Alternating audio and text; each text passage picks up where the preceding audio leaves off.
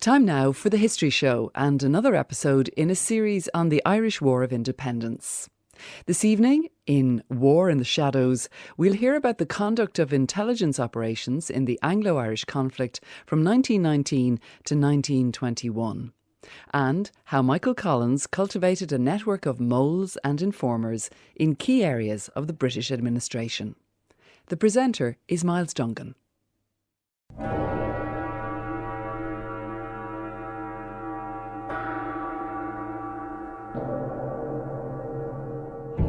All these movements had been beaten down by the British Secret Service, and they had always won out because they were too strong for us. But Collins was the only man who ever turned the British Secret Service machine against itself. I secured information in several cases where civilians had sent in information relating to the IRA. 6 civilians were executed by the IRA as a result. Intelligence was so good from inside that when a raid was being ordered in the city and the names of the people were enumerated on the list and handed to the British commander or whoever was going to carry out the raids, we got a copy of that immediately. On the morning of the 21st of November 1920, the most audacious and full-frontal attack ever launched against British intelligence operations in Ireland took place in Dublin, with the murder of a number of alleged British agents. The foundations for this violent and spectacular coup had been laid months prior to that chilly morning in the winter of 1920. Much of the work had been undertaken by enterprising double agents in the Dublin Metropolitan Police, who were feeding vital information to Director of IRA Intelligence, Michael Collins. The 2 most prominent of these were DMP Constable David Nelligan and Sergeant Ned Broy, both ideally placed in G Division, the political arm of the Dublin force. In tandem with IRA intelligence agents like Liam Tobin, Frank Soran, Tom Cullen and Charlie Dalton, supervised closely by Collins, they took the fight to the Crown forces. For nearly 2 years, they matched, parried and surpassed anything Dublin Castle could throw at them. It's around September 1919 that you have an order coming from Carl Brewer. Collins gets permission to officially set up an intelligence department. Liz Gillis is an historian with a special interest in the Irish War of Independence. In September 1919, it's a moment that changes everything, because once the Dáil is suppressed, that changes everything in terms of the way the Republicans are going to carry on the campaign. So Collins got in touch with a couple of friendly G-men. One of them was Ned Broy, and the other one was Joe Kavanagh. These were 2 G-men, and they helped Collins to start off what was really a counter-intelligence bureau. David Nelligan, the so-called spy in the castle, talking to John Bowman about Dublin Metropolitan Policemen Joe Kavanagh and Ned Broy, both members, like himself, of G Division. In his witness statement for the Bureau of Military History, Broy doesn't say exactly when he began to supply information to the Volunteers and Sinn Féin, but he was, by his own account, assisting them as early as 1917. One of his jobs was typing DMP intelligence reports. Daily reports were made to the government as regards the activities and movements of suspects, note being taken of those with whom they associated. In addition, weekly reports were made to the government.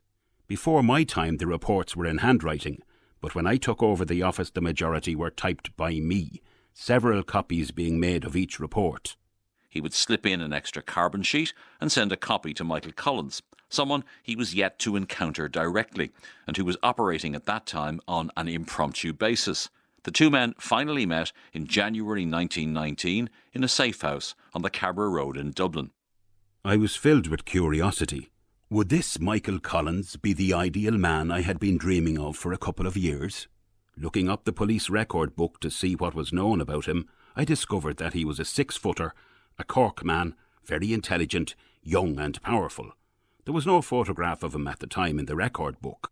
So, steeped in curiosity, I went to 5 Cabra Road.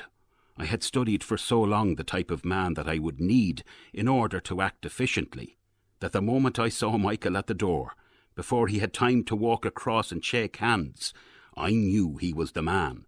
I would consider him a modern-day CEO, and his daily schedule would have exhausted several CEOs at the same time. Joseph E.A. Connell, himself from a military background, is the author of a number of books on Collins, the most recent being The Shadow War, Michael Collins and the Politics of Violence. He might have been down by the docks in the morning to talk to the dockers who come in, maybe deliver him guns or information. He'd move over to Amiens Street and talk to the railroad workers, that sort of thing.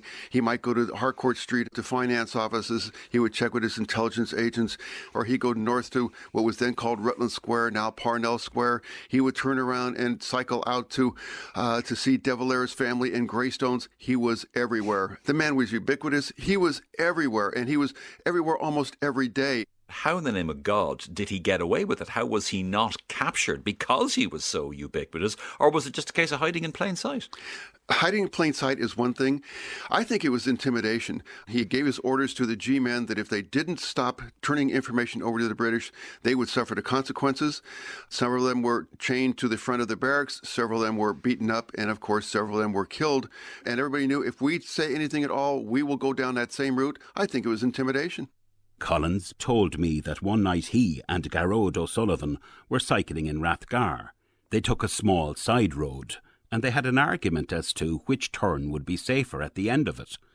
They came to a corner and saw 3 DMP men smoking in a doorway. One of the police shouted after them, "More power, me Cork man." Although he went about the city openly, the chance of his arrest, such as happened in 1918, was ever present to his mind, and he gave me a pistol to have always ready in case of his arrest again in similar circumstances. The arrangement was that I should endeavour to interview him in his cell, and he was to be got out either by ruse or force. Collins may have created a highly efficient network of spies, but they were not all male. From 1914 to 1922, Lily Merlin, a cousin of leading IRA propagandist Pierce Beasley, was employed as a typist in the Dublin District Garrison Adjutant's office in the Lower Castle Yard. When Beasley became aware of the precise nature of her work, he spoke to Michael Collins about her. In 1918, Merlin met Collins for the first time. Pierish Beasley brought him to my home and introduced him to me as a Mr. Brennan. I did not know he was Collins at the time. He asked me would I be willing to pass out to him any information that might be of value which I would come across in my ordinary day's work. I remembered he produced letters that he had intercepted concerning some of the typists and officers in the castle, and things that were happening generally. I promised to give him all the assistance that I possibly could. She did exactly the same thing that Ned Broy did. On the military side, she would take everything across her desk, get it to Collins. At night, she'd leave with documents in her clothes, type up a summation, bring the documents back the next day. An extraordinarily important woman. And she would also walk the streets of Dublin with one of Collins's intelligence agents on her arm and squeeze the arm every once in a while when she saw an intelligence agent of the British. She wasn't a member of Cumann na mBan. Now, maybe this was because she was encouraged not to join, or maybe she wasn't very political. Dr. Mary Coleman is a lecturer in history at Queen's University Belfast. She's written a number of articles on the War of Independence and is a contributor to the Atlas of the Irish Revolution. Her link obviously was through her distant cousin Pierce Beasley. Lily was from Waterford originally. By the early 1910s she was working in Dublin, and she seems to have struck up a friendship with Beasley. The key activity that she was involved in was identifying the British, the G-men, the Cairo gang, who were then taken out by the squad on Bloody Sunday in November 1920.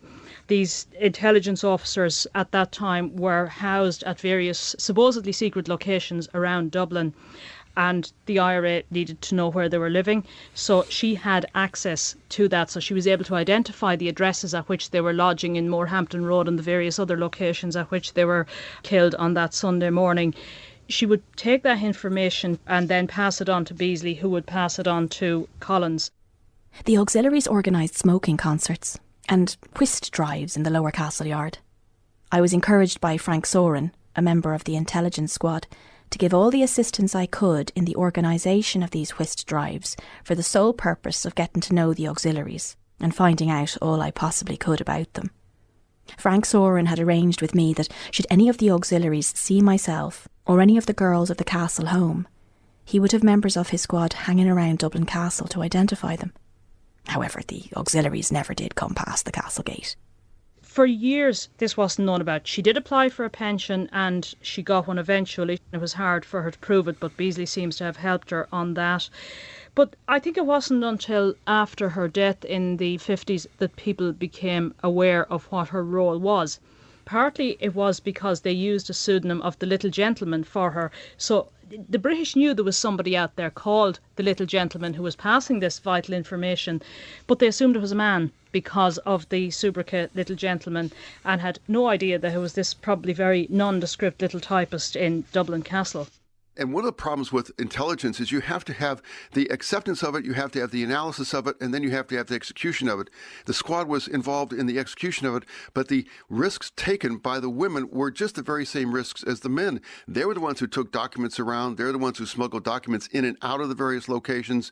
They were extraordinarily important to Collins. He could simply not have operated without them. You have one girl, Molly O'Reilly, and Molly had been out in 1916, but she joined Cumann Mon, but then was told by Paddy Clancy to get out because she had to do special work for him. Now, that special work was that she was working as a waitress in the United Service Club on Stephen's Green. That's where all the officers went. But any officer, British officer that went there had to register. So she was able to find out their actual addresses, where they lived. Now, in her pension file, she says that she got at least 30 names of officers, some of whom ended up being targeted on Bloody Sunday. And she was there for about a year. Not only did she get information, she also got weapons. You then had another girl, Jenny Cleary, and she worked as a bank official in the Munster and Leinster Bank. So men would come in to deposit money or collect money from their bank accounts, and when they'd hand in their bank books, it wasn't money, it was information that was being passed to her. She would then get that information to her brigade intelligence officer or the local intelligence officer, who would then pass that on to the higher ups. The nerve centre of the IRA intelligence operation was an unobtrusive office in Crow Street, a few hundred metres from Dublin Castle. They had a cover. They're just offices. These are people that are going in to do work, clerks, insurance operatives, whatever. And just they were never, ever suspected by anyone early on, certainly, that they were doing anything other than what their job title said they were doing. But here you had people coming to them on a daily basis. The material that they are gathering is amazing. Photographs, letters, addresses, names of potential spies, and you see that really developing as 1920 progresses. And where that information was coming from was members of Cumann Mon, women who had been in Cumann Mon, that had to get out of Cumann Mon because their job was to be intelligence operatives. They could not be on any radar. One of the things that we did was, in the early days, we got a questionnaire sent out through the medium of the Dublin Brigade to secure the names of all the personnel of all the various departments in Dublin Castle that would be of use to us. And then we started to sift down and examine every one of these people and find out the families that were friendly disposed to us, and naturally we were able then to come along and make personal contacts, resulting in the fact that we had not alone 1 or 2 or 3 here in different apartments, but we had dozens all over the place. Dublin was a different city. So people went to bed past midnight, okay? So here in the station, on the top 2 floors were dormitories for members of the DMP who were single, who lived here in the station. Garda Stephen Moore is no ordinary guardian of the peace. He's also custodian of the history of what used to be the Great Brunswick Street offices of G Division of the Dublin Metropolitan Police. Today, we know it as Pier Street Garda Station. He and I are standing in Townsend Street, outside a sturdy-looking brown wooden door. And this door to today remains closed. So behind this you'd have a, part of the working station, which would be all the members' locker rooms. So it's never opened. By the night of the 6th, 7th of April 1919, Ned Broy had been passing information from G Division for the better part of 2 years. But Collins wanted to see the G-men's files for himself. Broy, who often worked alone at night in the upstairs office of G Division, agreed to smuggle him into a fully operational police station. It was one of the most outrageous escapades of both men's covert lives. What happened was that Ned Broy met Michael Collins and a colleague outside here on the 7th of April 1919, and let him through this door. And then when he went through this door, at the back of this door was a spiral staircase which led directly to the records office, which is up on the first floor. Okay, we're going to take a slightly different route, I think, aren't we? Because we can't go through that door. We'll walk in through the back. The inspector on night duty was Inspector Daniel Barrett. While the average uniformed officer would give G Division a wide berth, Barrett was an ignorant, presumptuous man who would be quite capable of reporting that there was a light on in the office at night, the secret office being on the first floor. It was a semicircular office, with many windows and with blinds only over the bottom windows. It became obvious to me that I could not switch on the electric light in that room. Therefore, candles would be necessary. So they came up a spiral staircase. They would have came in. And the spiral staircase was just in there where we call the parade room now. And it would have came up here. So now we're on the second main staircase of the station. At 15 minutes past midnight, Collins arrived. As he entered through the back of the building, fate almost intervened to change the course of the Anglo-Irish War. A brick thrown by a drunken British soldier came through the front window of the office on Brunswick Street. It might well have roused the entire barracks. Fortunately, it didn't. A uniformed policeman dealt with the inebriated soldier, and Broy ushered his unorthodox guest upstairs. Michael stayed from around 12:25 till about 5 a.m. There were many reasons for his visit. He wanted to know the background of what he called the correspondence which they had received from me, the exact degree of British knowledge as regards the Volunteers, Sinn Féin, and other national organisations. Michael wanted to ascertain who, of his people, were known, and still more important, were not known. He wanted to try and gauge the mentality behind the records, and then to use the police secret organisation as a model, with suitable improvements and modifications for volunteer requirements. Not very long afterwards, the books were taken to the castle. He stayed until the sun came up the next morning. Now, the story is, he just walked out, and as he was walking out, he said hello to a couple of people, because, as you know yourself, not many people recognised his face. Now, there was photographs at the time, but not many people would have known what Michael Collins looked like. He had a brass neck, and he just said good morning and walked out. But the brass neck really exercised and really showed itself in this room, because he sat here for, 5 or 6 hours, reading the files and looking for... What was he looking for? Well, he was basically looking for information that the G Squad would have had on the IRA at the time, and on his intelligence system that he had. So it was kind of, I suppose, counter-intelligence that he was getting here about what they knew, but also maybe in relation to rosters, in relation to who was staying where. And if you'd fast forward a little bit, it would have been maybe the establishment of the squad of the 12 Apostles, and the information they would have had here would have led then to the executions of a number of people. That would have happened a few months later. On the 7th of April 2019, an event took place in Pier Street Garda Station to mark the centenary of the nocturnal Broy-Collins coup. It was attended by Ned Broy's daughter, Anya, who told me why her clearly nationalistic father had joined the Dublin police in the first place. Because of the athletics situation, he was very into athletics. He did high jump and sprinting and everything. That's why he wanted to join. There was apparently the DMP had a lot of grounds around Sandymount and that, and he was stationed in Irishtown, so it was just up the road. Why did he get involved with passing information on to Collins, Sinn Féin, the IRA and all that? But after 1916 he realised what had happened, and he wanted to contribute, and for 2 years he sent information to Collins. He met him in January 1919, but he had been sending him the reports and everything before that. He wasn't just supplying Collins with information, because one of the things that comes across from his witness statements, he was meeting Collins a lot. All the time, yeah. Especially out in Haddon Road in Clontarf, near Tommy Gay's house. Tommy Gay was the librarian in Capel Street, and they used to meet there. But how the DMP didn't notice Collins, Nelligan and Kavanagh or McNamara, one of those, why didn't they notice them meeting out in his house? They met him weekly,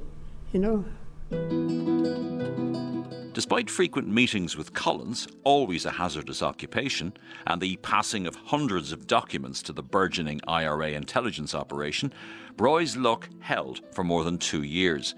His detection was down to an act of negligence on the part of the IRA. In December 1920, papers were found in 20 Dawson Street, owned by an Eileen McGrath, who was involved with Collins and helping with information and everything.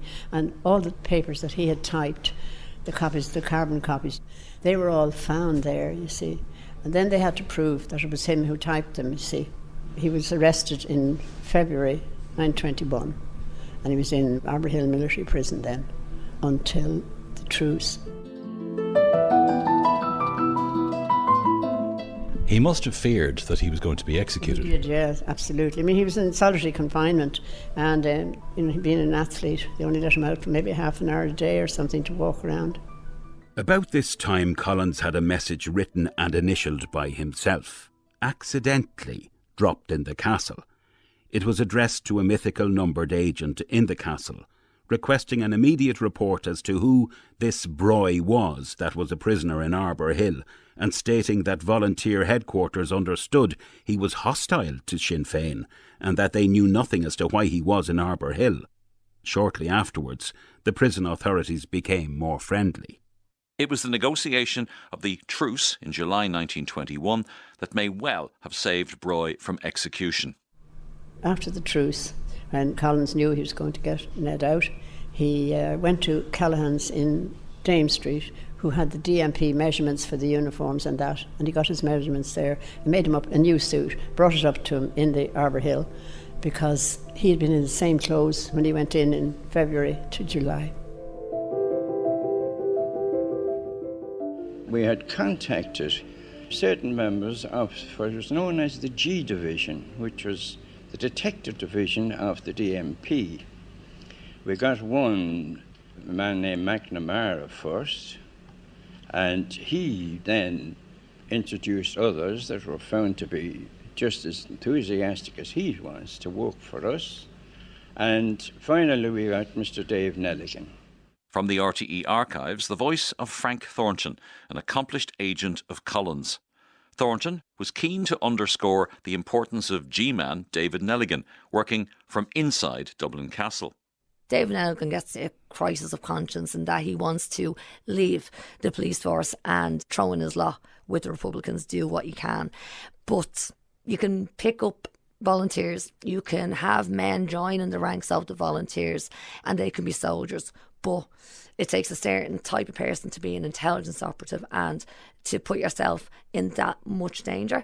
And word gets to Collins that Nelligan wants to get out. He was leaving the police force, and basically Nelligan is told, no, get back in, don't leave. You've got a really important job to do, to be my ears within Dublin Castle.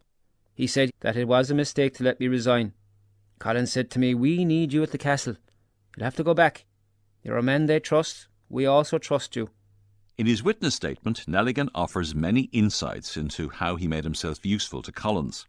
Every G-man kept a journal in which he entered the names of political suspects he had seen that day and other relevant data in connection with his work of watching the revolutionaries.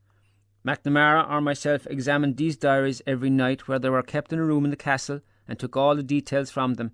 We used to convey this information to Collins, which served as a warning to those political suspects to watch themselves, that they were being seen by the police or under observation with a view to being picked up later. Well, I was watching the other G-men primarily. Every G-man kept a diary, and I made it my business to read all these reports and to convey the information to Collins. The voice of David Nelligan himself, talking about his work for Collins with RTE's John Bowman. But we carried on an underground war against the British Secret Service, and they sent their best men here, and they left no stone unturned to capture Collins and all his friends.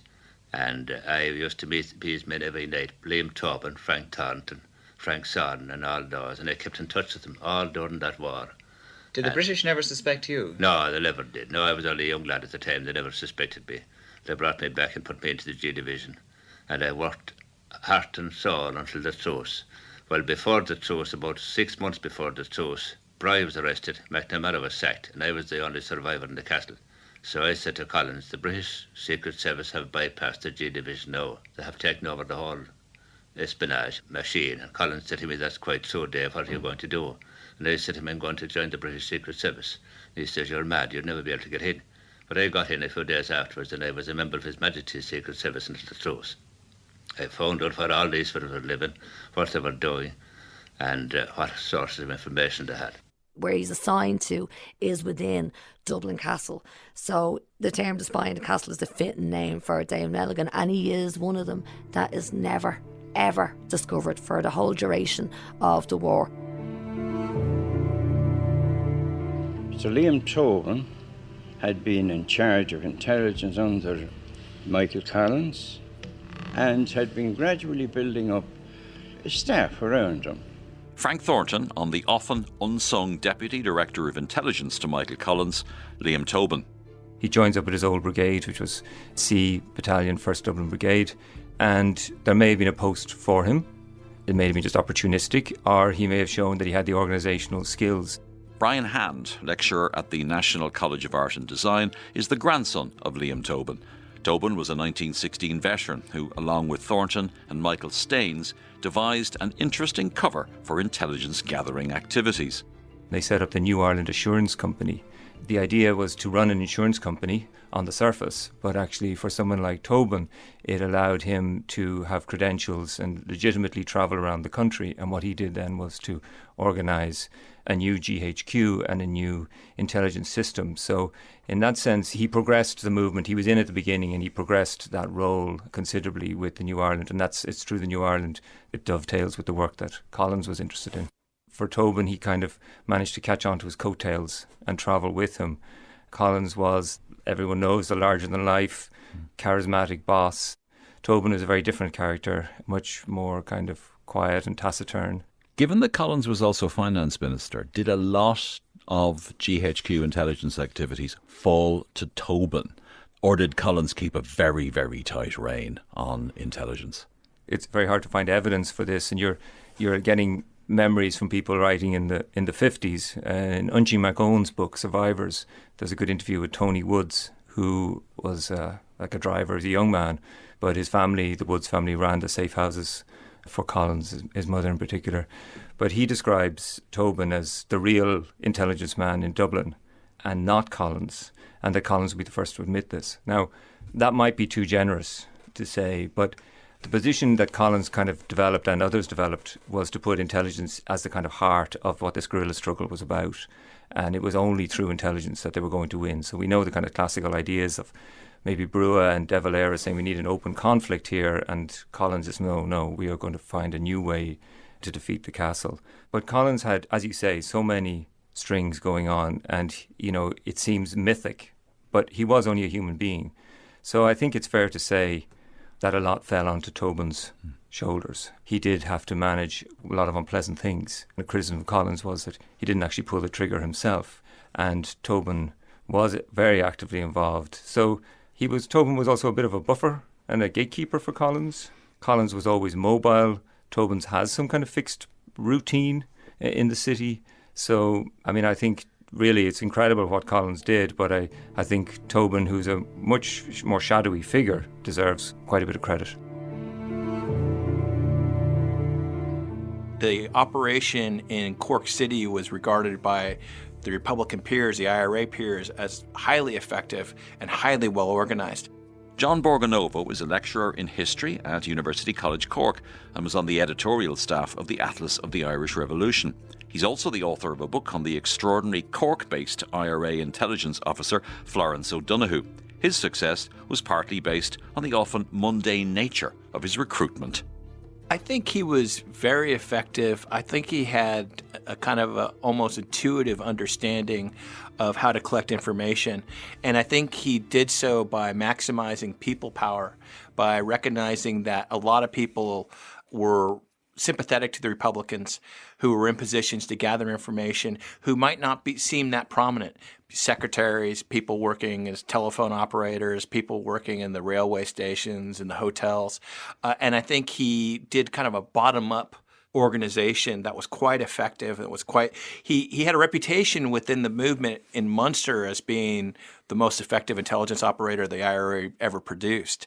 Part of that was he was utterly ruthless in that Cork City, that was within his own personal domain, executed more civilians than anywhere else in the country by a long shot. Now, does that mean he was going off and shooting people willy-nilly? Probably not. I think that he thought the people they were executing were guilty.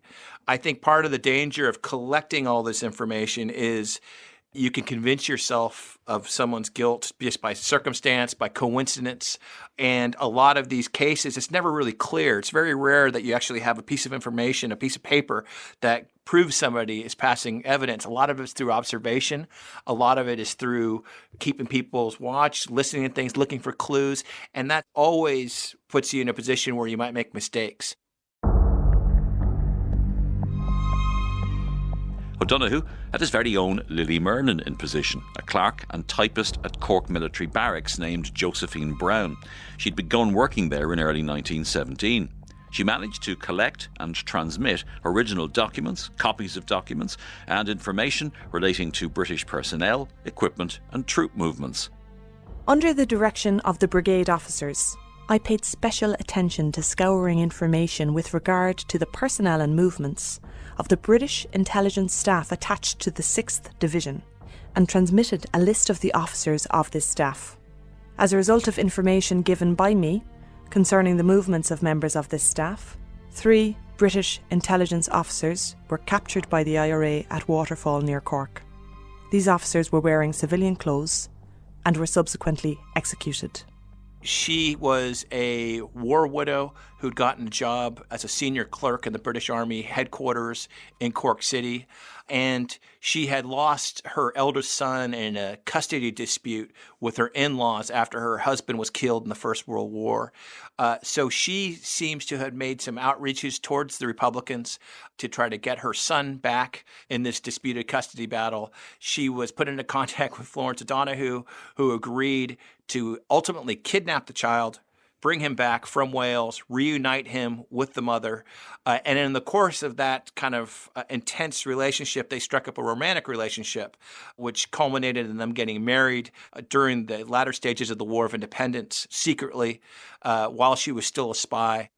On another occasion, early in 1921, I think, I secured a copy of a letter from General Strickland to his GHQ, outlining his proposals for a large-scale round-up in the mountainous districts of West Cork and East Kerry, intimating his requirements of troops, transport and aeroplanes, and giving details of the proposed operation.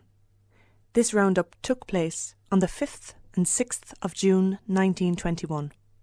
Between 2,000 and 3,000 men in 14 columns took part, and were assisted by several aeroplanes.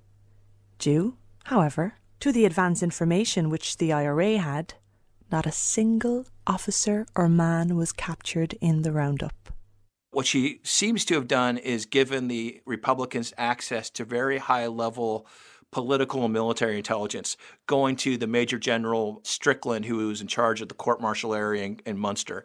And through that gave the Republican leadership insight to what the British government in Ireland was thinking at a high level. And so I'm pretty convinced that that amount of information was going straight to the Republicans. So in that way, she was probably the most effective intelligence asset the IRA had in the War of Independence, including Michael Collins' network.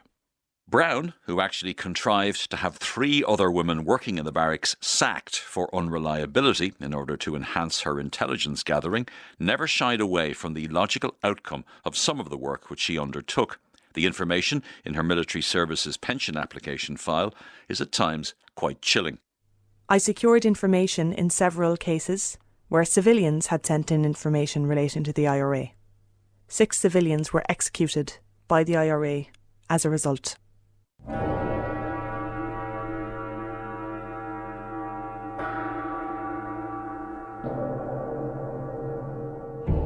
While the IRA intelligence operation was extraordinarily successful, Collins and Tobin did not have everything their own way. The elimination of a cohort of Castle agents on Bloody Sunday, 21st of November 1920, was a huge setback for Sir Basil Thompson, Home Office Intelligence Chief, and Brigadier General Ormond Winter, his Dublin Castle counterpart. A major element of the British response from December 1920 until the truce was F Company of the RIC Auxiliaries. With F Company in the firing line and operatives like William King and Jocelyn Hardy in the vanguard, there was no shortage of overt and covert threats to the operations of Tobin and Collins. William King, or Tiny King as he was known, he was a British officer. He had served in South Africa throughout the First World War, but he then joins the auxiliaries. He actually joined around October 1920, so not too long after the auxiliaries had been set up, and he's based in Dublin Castle. He, together with another man, Hardy, Jocelyn Lee Hardy, or Hoppy Hardy, they become pretty much a team in their efforts to gather intelligence, and became pretty notorious in their methods of gathering information and interrogating IRA men. Hardy, takes this role as a kind of a hate figure because he's involved in the arrest, torture and execution then of Clancy, Clune and McKee, which of course was a huge setback for them. They're also running this notorious F Company of Auxiliaries, which is essentially kind of a death squad. And he's very distinctive, so you hear these stories about him, the nickname Hoppy, because he walks so fast to disguise his limp. He had a wooden leg. He later wrote 2 novels, and we have them at home, and Tobin has annotated the accounts. One of them relates to Joe Guilfoyle, and the other, of course, relates to McKee, just to show that that's based on a real-life event, that this isn't fiction. Maybe Tobin found this distasteful, to talk like this about his friends.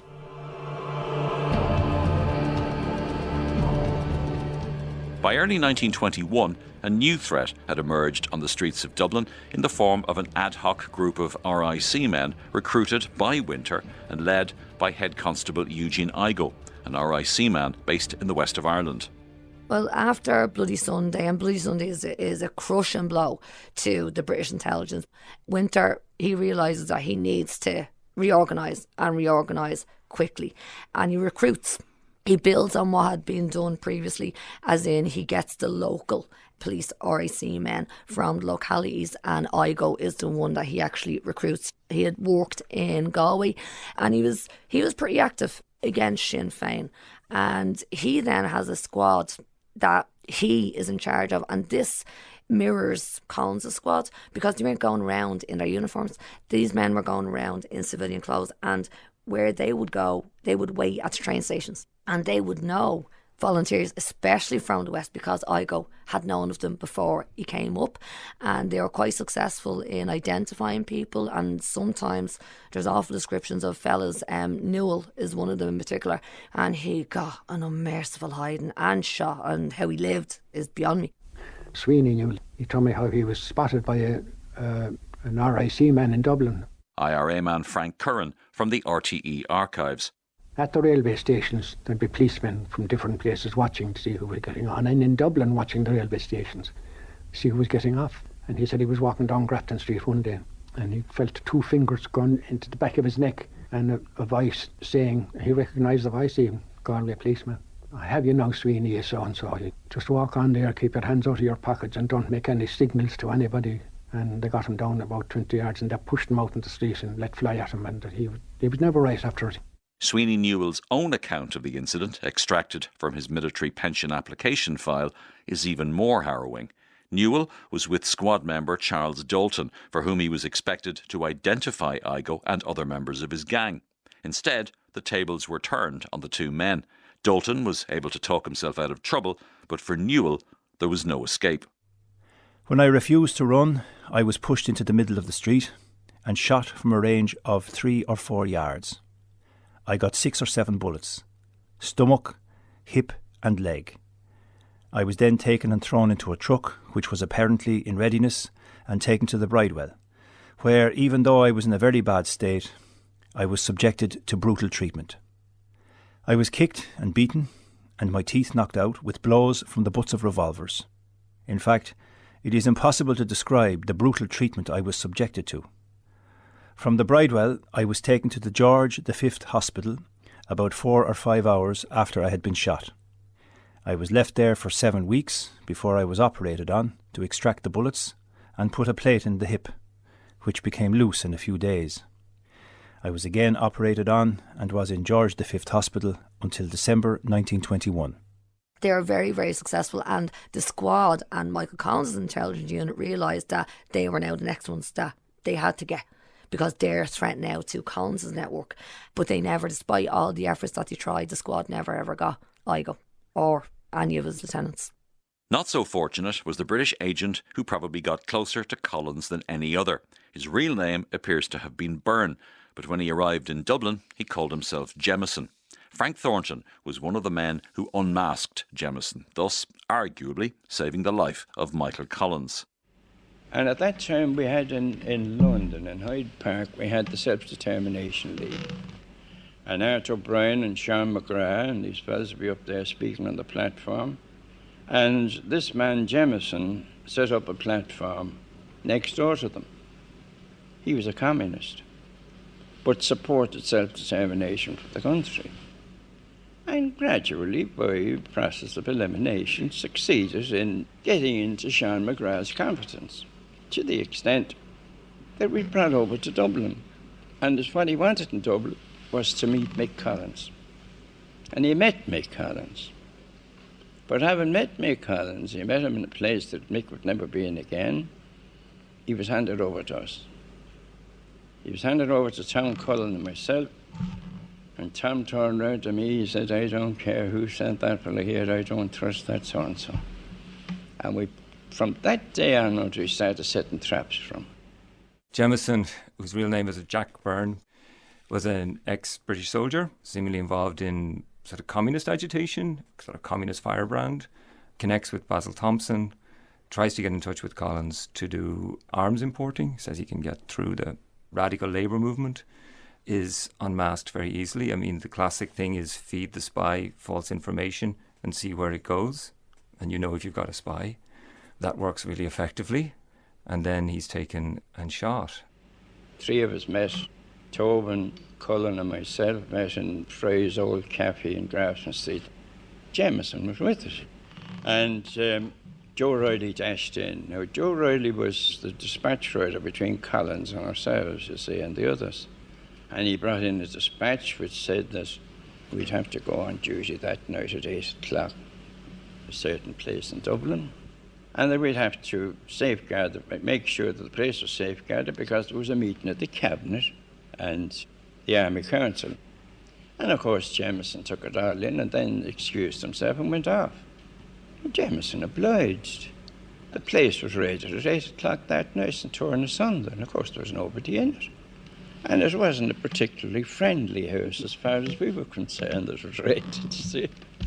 But eventually he came back here and he was becoming a very serious menace. And he insisted on seeing Collins, and he was frequenting all the places that we knew where he might bump into Collins, you see, in 1 or 2 of them. And he was shot out on the Ballymurn Road. And to the last minute he said, well, you're shooting the best friend that Ireland ever had. He was the father of 3 kids. There's an account of Tom Cullen who goes to his hotel room and takes the letters that are in this thing, and they're only letters to his children. It's kind of lurid as well. You read the accounts of the coroner's court, and he was really heavily tattooed. And odd details, like in his trench coat, he had a receipt for a bird cage which he bought the day before in Aston Quay. I mean, there's some really, just Jameson strikes you as a strange, eccentric kind of character that might have ended up just being a pawn for the police. Sometimes a spy could also be used to try to expose who is this counterintelligence organisation. So we just throw somebody out there. He doesn't seem very competent. Sir Basil Thompson, who was Chief of Scotland Yard, the chief man in charge of Scotland Yard, in his memoirs refers to Jameson of Burden as he was. Burden was the name that they had him on, but he was here as Jameson. He said that he regretted that Jameson was dead and had met his death in Ireland. But in losing him, that Scotland Yard and Britain lost the best Secret Service man they ever had in their lives. A different form of enemy entirely, but one potentially just as dangerous as Igo, Hardy, Winter or King, was the rather more subtle and painstaking civil servant Alan Bell. Brian Hand's grandfather, Liam Tobin, played a significant role in the murder of Bell. Bell was a magistrate. He was 62 years old. He was born in Offaly. He was leading a banking inquiry, essentially into the suppressed Dáil Loan Fund and Sinn Féin IRA finances, and that was out in the open. It was recorded in the news of the time in March 1920. He was summoning bank managers from around the country to attend and give evidence. So he comes in 1920 as a kind of new, with extra vigour that the castle wants to bring to try to smash the IRA. He reported directly to Lord French and Basil Thompson. He's running covert intelligence. He is running squads to collect information and to do raids. So the Dáil had the Irish Bulletin, was their newspaper, and they actually wrote an article like, "Who is Alan Bell?" in March 1920. So his name was out there. It was incredible. He's travelling to work on a tram. He's no bodyguard. Information from David Nelligan played a huge part in the intelligence operation leading up to his assassination. The British government decided to smash the Dáil loan. Collins and his friends in America had collected millions of dollars, and the British put a man into Dublin Castle who ran a kind of a star chamber court, and his job was to grab this money. Collins, of course, couldn't put this Dáil loan, seeing it was a war, into his own name in the bank because the British all had lines in all those banks. So what Collins did was to get people like Stephen O'Mara and Liam Devlin to put this money in under their names into the bank. This is what Bell was after. And although Collins ran an intelligence bureau, he didn't really understand who Bell was until they told him, and Bell was shot. And the British offered £10,000 for the killers of Bell, and there were no takers. So after that, they never made an attempt to grab the loan again because they couldn't get anyone to take Bell's job. That was only one of the jobs that they did for Collins, and I really think it was a very important piece of work because if Collins had lost this money, we were sunk. The tram was stopped at Simmons Court. This is now the end of March, and about 8 to 10 members of the squad are involved. Liam Tobin and Mick MacDonald say to him, "Are you Alan Bell?" They take him off the tram. He stands while a gun is pointed at him and he's shot dead in front of everyone in broad daylight in the morning. A strange thing in a family coincidence, my paternal grandfather was on that tram and recorded it, like a terrible event that he witnessed.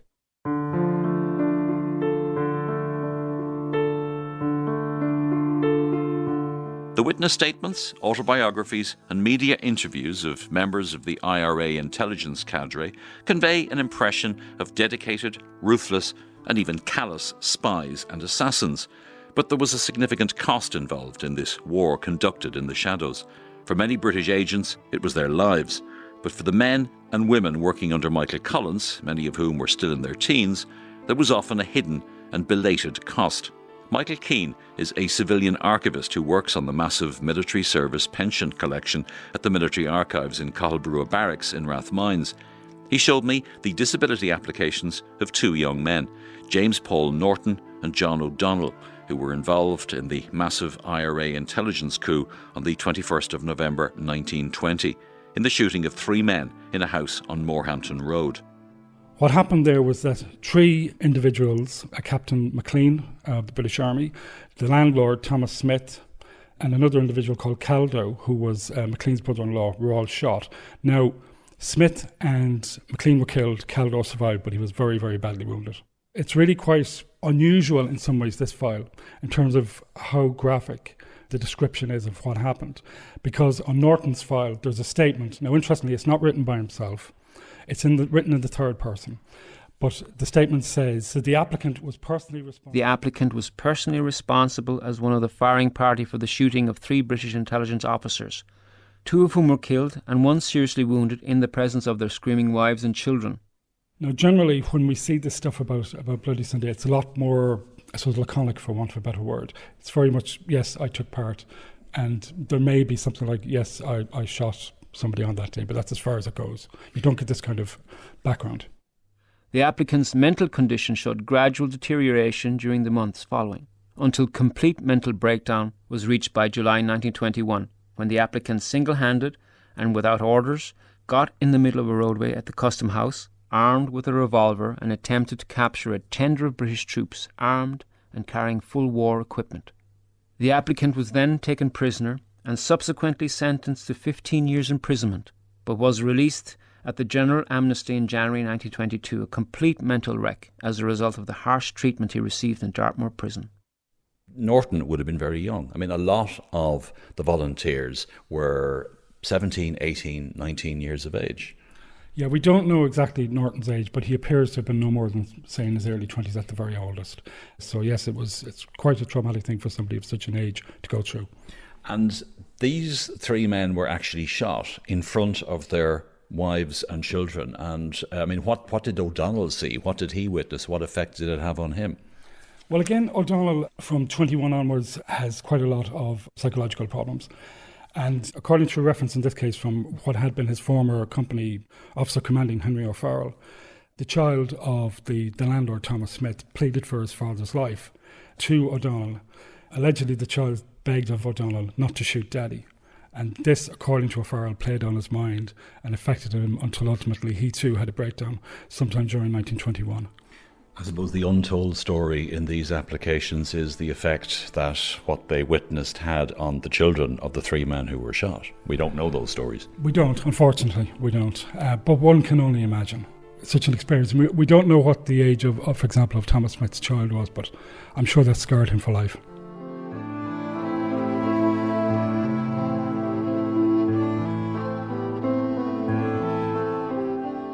However, decades after his involvement in the killing of dozens of men, Frank Thornton, deputy to Liam Tobin, declared himself utterly unrepentant.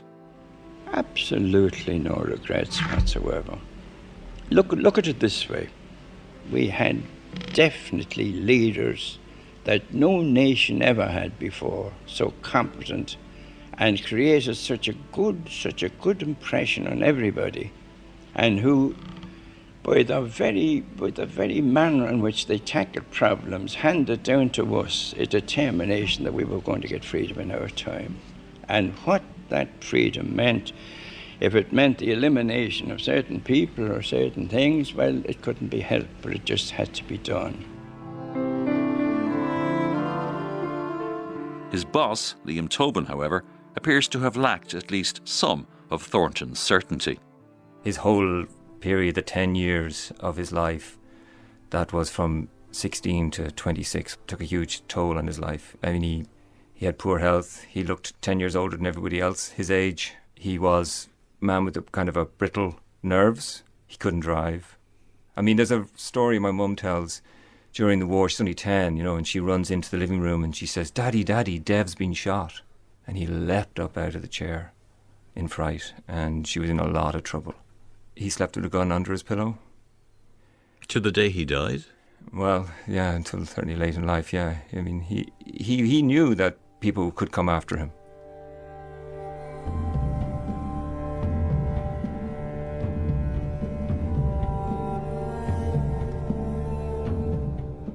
All these events are burned into my memory, every one of them. And it's as clear to me as if these events happened yesterday. When I went through these terrible times, I have never forgotten these incidents. But you understand, I was an undercover man. I was only in touch with the squad and with Collins. What I did for the Irish people. And I'm not a bit ashamed of anything I did. And I did some terrible things. I did my part. And as for that, I let history judge.